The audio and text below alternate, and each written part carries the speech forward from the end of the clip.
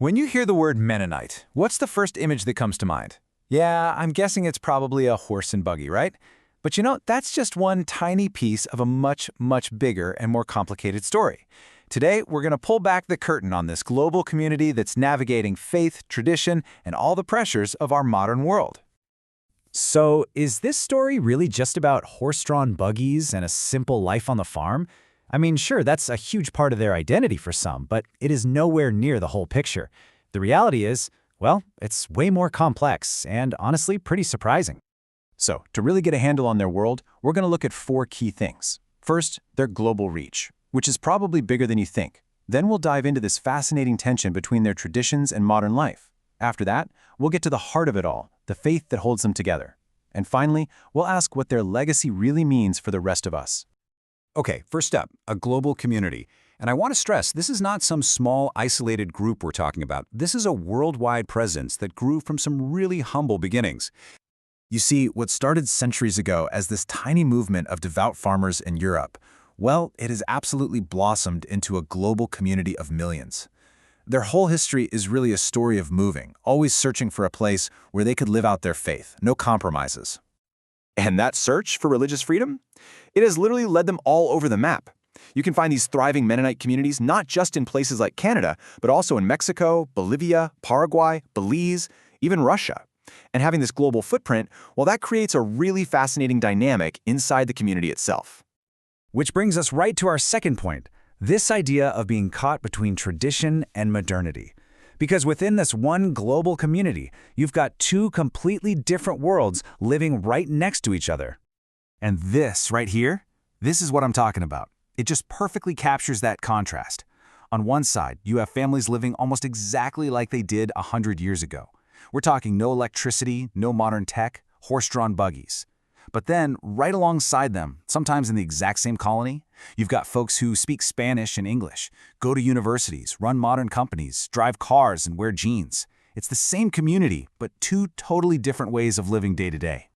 And don't make the mistake of thinking traditional means disconnected. Just look at their colonies in Mexico, for example. They are economic powerhouses. They're supplying big cities with stuff like cheese and milk, but they're also exporting complex machinery.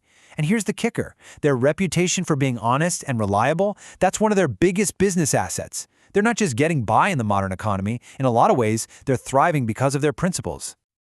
So this just begs the question, right? With such different lifestyles, what in the world holds this community together? Well, the answer is their faith. It's like this powerful anchor in a changing sea. I mean, really think about it. How does a person driving a pickup truck to their modern factory feel any connection to someone plowing a field with a team of horses? What's the common ground between jeans and suspenders, or between a university degree and a life of simple farming? And there it is.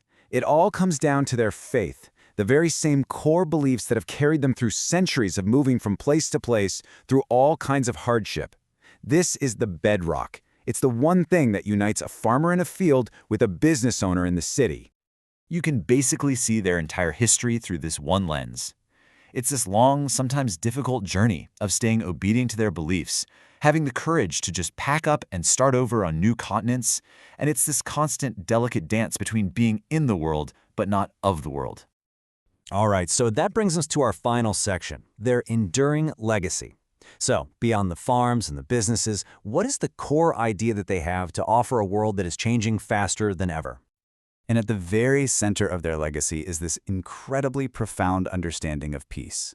For Mennonites, peace isn't just about the absence of war. It's something way, way deeper. It's an internal thing, the fruit of a quiet, obedient heart. It's something you have to cultivate inside yourself, not just something that happens when the fighting stops. So, here's the big takeaway. Their greatest contribution to the world might not be anything you can touch or measure. It's not the cheese, it's not the farms, it's not the machinery. It's the living example of their faith and the philosophy that comes from it. And you can boil that whole philosophy down to 3 simple but really powerful ideas: stillness, work, and love.